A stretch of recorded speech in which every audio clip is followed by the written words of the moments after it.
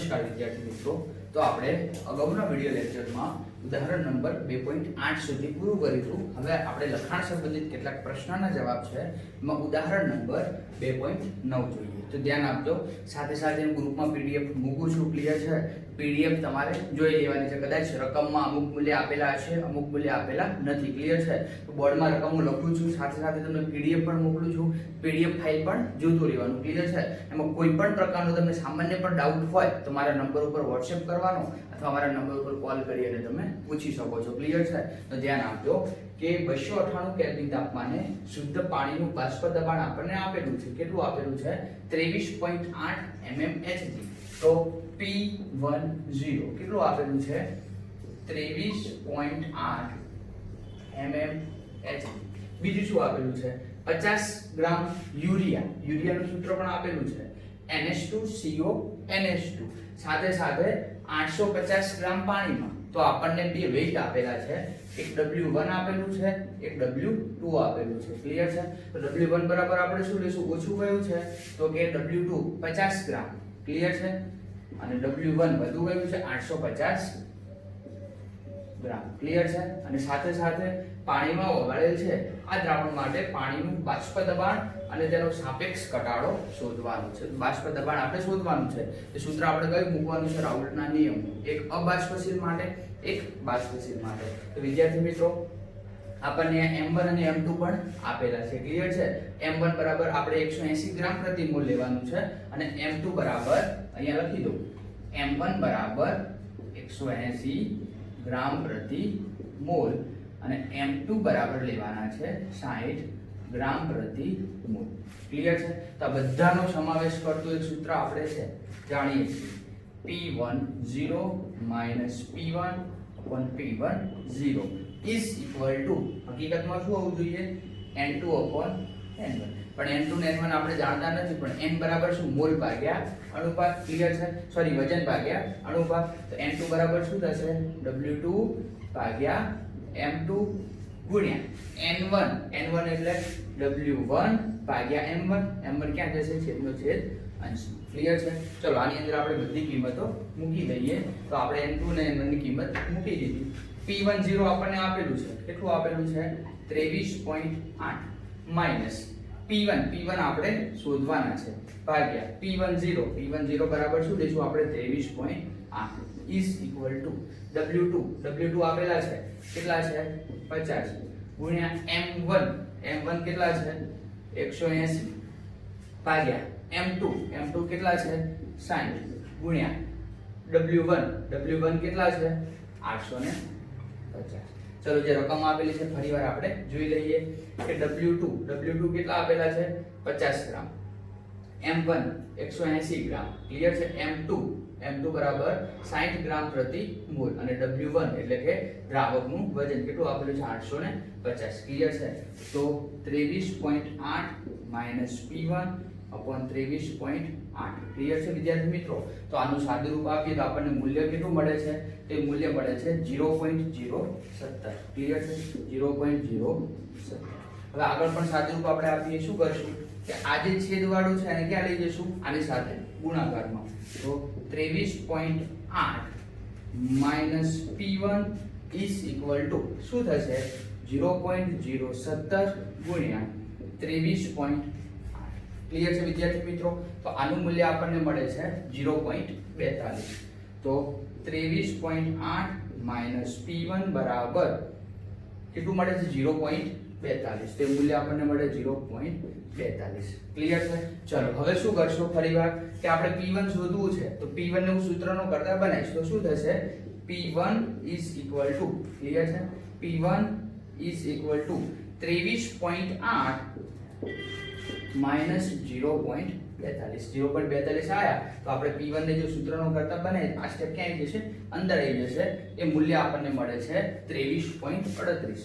P1 બરાબર 23.38. Clear છે? વિદ્યાર્થી મિત્રો ધ્યાન આપજો. જોડે જોડે આપણને શોધવાનું શું કીધું છે કે પાણીનું બાષ્પ દબાણ તો આપણે મેળવી લીધું, પણ બાષ્પ દબાણમાં થતો સાપેક્ષ ઘટાડો. ક્લિયર છે? તો આપણે એની ચર્ચા કરીએ કે બાષ્પ દબાણમાં થતો સાપેક્ષ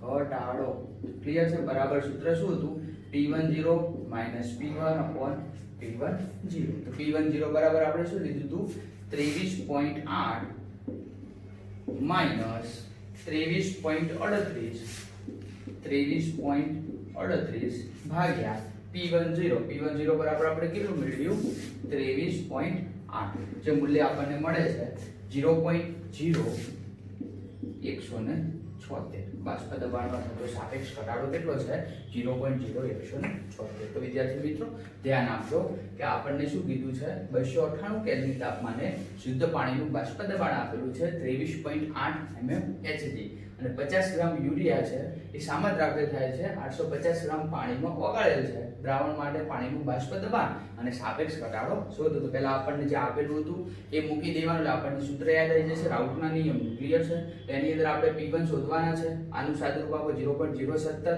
ક્લિયર છે પછી શું કરો છો અને આની સાથે ગુણી દો છો ગુણી દીધા જવાબ આપણને મળે 0.42 P1 બરાબર શું કરશું 0.42 ને અંદર લાવું છું P1 બરાબર 23.38 મળે છે અને બાષ્પ દબાણમાં થતો સાપેક્ષ ઘટાડો જે આપણે P1 ની કિંમત શોધી છે કિંમત ખાલી મૂકી દેવાની છે આપણને કેટલો મળે છે 0.0176 ક્લિયર છે ચલો હવે આપણે એવો ને એવો બીજો દાખલો આપેલો છે કે 750 mmHg દબાણે પાણીનું ઉત્કલન બિંદુ આપેલું છે કેટલું આપેલું છે 99.63°C ફરીવાર 750 mmHg દબાણે પાણીનું ઉત્કલન બિંદુ કેટલું આપેલું છે 99.63°C છે 500 ગ્રામ પાણીમાં કેટલા સુક્રોઝ અથવા કેટલો સુક્રોઝ ઉમેરવો જોઈએ તો એનું વજન શોધવાનું છે આટલા ગ્રામ સુક્રોઝ ઉમેરવો જોઈએ ક્લિયર છે જેથી 100°C તાપમાને ઉકળે તો હવે આપણે ગણીએ કે ડેલ્ટા ટીબી શોધીએ ક્લિયર છે પાણી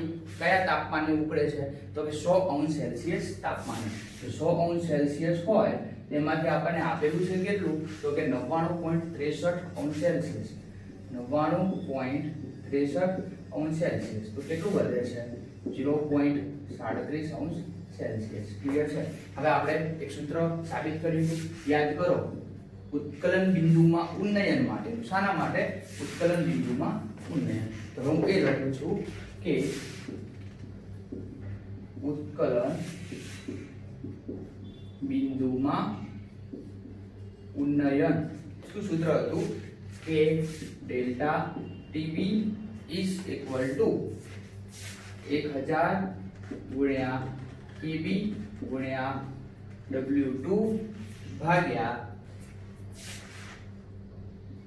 M2 ગુણ્યા W1 ક્લિયર છે તો હવે આપણે અહીંયા જોઈએ કે આપણને આ વજન આપેલું છે ક્લિયર છે તો શું આપેલું છે એની પર ચર્ચા જોડે જોડે કરી દઈએ કે શોધવાનું શું કીધું છે આપણને W2 શું શોધવાનું કીધું છે W2 તો W2 ને હું સૂત્રનો કરતા બનાવું તો ગુણાકાર શું થશે ક્રોસ ગુણાકાર થશે તો શું થશે ડેલ્ટા ટીબી ગુણ્યા M2 ગુણ્યા W1 ભાગ્યા 1000 ગુણ્યા કેબી ક્લિયર છે ધ્યાન આપજો આપણે કિંમતો મૂકીએ ડેલ્ટા ટીબી નું મૂલ્ય આપણે કેટલું શોધ્યું છે 0.37°C ગુણ્યા M2 આપણે સુક્રોઝ છે સુક્રોઝ એટલે C12H22O11 શોધી દેવાનો છે આપણને કેટલો મળે છે 342 ગ્રામ પ્રતિ મોલ લખું છું 342 ગ્રામ પ્રતિ મોલ ક્લિયર છે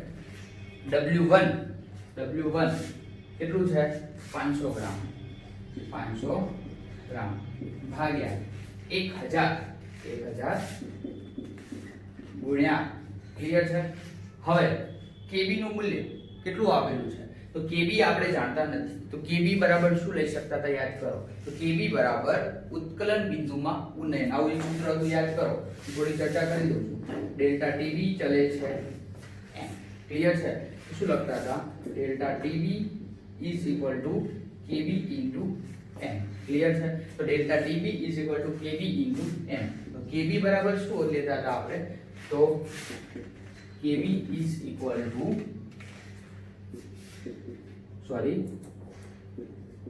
ઉત્કલન બિંદુમાં ઉન્નયન ક્લિયર છે અમુક kelvin kilogram mall inverse. Clear છે? આના ઉપરથી આપણને શું મળતું હતું? Kb નું મૂલ્ય મળતું. Kb નું મૂલ્ય આપણને અહીંયા આપેલું નથી, તો વિદ્યાર્થી મિત્રો પાણી શબ્દ વાપરેલો છે, યાદ કરી દેજો. પાણી માટે Kb યાદ રાખી લેવાનું છે. 0.52 ફિક્સ હોય છે. 0.52 kelvin kilogram mall inverse. Clear છે? તો કેટલું મેળવ્યું છે આપણે? 0.52. તો આનું વિદ્યાર્થી મિત્રો આપણે સાદું રૂપ આપીએ તો આપણને જવાબ કેટલો મળે છે? 121.7 ગ્રામ. 121.7 ગ્રામ. શાના બરાબર? W2 બરાબર. ક્લિયર છે? ખાલી સૂત્રમાં કિંમતો મૂકવાની હતી, બીજું આપણે કંઈ કર્યું નથી. ક્લિયર છે? ફરીવાર એક નાનું રિવિઝન, પછી આપણે આગળ જઈએ કે 750 મિલીગ્રામ 750 mmHg દબાણે પાણીનું ઉત્કલન બિંદુ આપેલું છે અને 500 ગ્રામ પાણીમાં કેટલા સુક્રોઝ વજન ઉમેરવું જોઈએ? કેટલો સુક્રોઝ ઉમેરવો જોઈએ? 100 સેલ્સિયસ તાપમાને પાણી ઉકળે છે. ક્લિયર છે? તો એમ તો આપણે શોધ્યો છે સુક્રોઝ માટે C12H22O2. તમે આનો અનુભાર ગણો તમને કેટલો મળે છે? 342 ગ્રામ પ્રતિ મોલ. W1 દ્રાવક આપેલું છે 500 ગ્રામ. ક્લિયર છે? તો તમારે 1000 ન લખવું જોઈએ, તો અહીંયા આપણે ગ્રામનું શામાં કન્વર્ટ કરી દેવાનું છે? કિલોગ્રામમાં. 500 ને 1000 વડે ભાગી દેવાના છે. 1000 લખવું તો આપણે એનું મૂલ્ય ગ્રામમાં રાખવાનું છે. તો આપણે ક્રોસ ગુણાકાર કર્યો તો આપણને જવાબ કેટલો મળે છે? 121.7 ગ્રામ. તો નીચે લખી શકાય 121.7 ગ્રામ સુક્રોઝ ઉમેરવો જોઈએ. કેટલો ઉમેરવો જોઈએ? 121.7. ક્લિયર છે? ઓકે, 1 મિનિટ આપું છું, જોઈ લો, પછી આપણે ઉદાહરણ પર જઈએ. તો અગાઉના ઉદાહરણમાં આપણે બે રાઉટના નિયમ આધારિત ઉદાહરણ જોયું હતું. ક્લિયર છે? એવું બીજું ઉદાહરણ આપણને એક આપેલું છે 2.11. ક્લિયર છે? 75 ગ્રામ એસિડિક એસિડમાં ઉમેરવા પડતા એસ્કોર્બિક એસિડ. વિદ્યાર્થી મિત્રો નામ યાદ રાખજો, વિટામિન સી. એસ્કોર્બિક એસિડ નું દળ ગણો. ક્લિયર છે? શોધવાનું શું કીધું છે આપણને? W2 ગણો. ક્લિયર છે? ગલન બિંદુ આપણને આપેલું છે 1.5 સેલ્સિયસ જેટલું ઘટાડી શકાય. તો આપણને અહીંયા એક બીજી વસ્તુ પણ આપેલું છે. શું આપેલું છે? એસ્કોર્બિક એસિડનું મોલર દળ. ક્લિયર છે? M2 બરાબર કેટલું આપેલું છે? 176 ગ્રામ પ્રતિ મોલ. ક્લિયર છે વિદ્યાર્થી મિત્રો? જો ન આપેલું હોય તો આપણને સૂત્ર આપેલું છે C6H8O6. આના પરથી ગણી શકાય છે. કાર્બનનું દળ, પરમાણુ દળ કેટલું છે? 12. હાઇડ્રોજનનું 1, ઓક્સિજનનું 16.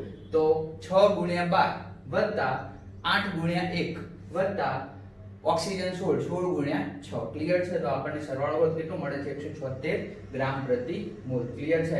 બીજું શું આપેલું છે? Delta T. હવે એસિડિક એસિડમાં ઉમેરવા પડતા એસ્કોર્બિક એસિડ વિટામિન સી આપેલો છે, ગલન બિંદુ છે, તો આપણે શું કહીશું? TF. ક્લિયર છે? કેટલું આપેલું છે? 1.5 અંશ સેલ્સિયસ. અને બીજું એક આપેલું છે KF. કેટલું આપેલું છે? 3.9 કેલ્વિન કિલોગ્રામ મોલ ઇન્વર્સ. શું સૂત્ર તો ક્લિયર કરો. Delta T F is equal to 1000 ગુણ્યા KF ગુણ્યા W2 ભાગ્યા M2 ગુણ્યા W1. બધું આપેલું છે? હા. W1 પણ આપેલું છે. કેટલું આપેલું છે? 75 ગ્રામ. કેટલું આપેલું છે? 75 ગ્રામ. ક્લિયર છે? ચલો ધ્યાન આપજો. આપણને શોધવાનું શું કીધું છે? W2. ક્લિયર છે? આગળના દાખલામાં જેમ કર્યું એમ આપણે W2 ને સૂત્રનો કરતા બનાવીએ તો શું થાય? ડેલ્ટા TF ગુણ્યા ક્રોસ ગુણાકાર થાય તો M2 ગુણ્યા W1 ભાગ્યા 1000 ગુણ્યા KF. ચલો કિંમતો મૂકીએ. ડેલ્ટા TF નું મૂલ્ય આપણને કેટલું આપેલું છે? 1.5. ક્લિયર છે? M2 એટલે દળ કેટલું આપેલું છે? 176 ગ્રામ પ્રતિ મોલ ગુણ્યા W1 કેટલું આપેલું છે? 75 ભાગ્યા 75 ગ્રામ ભાગ્યા 1000 ગુણ્યા KF. KF નું મૂલ્ય કેટલું આપેલું છે?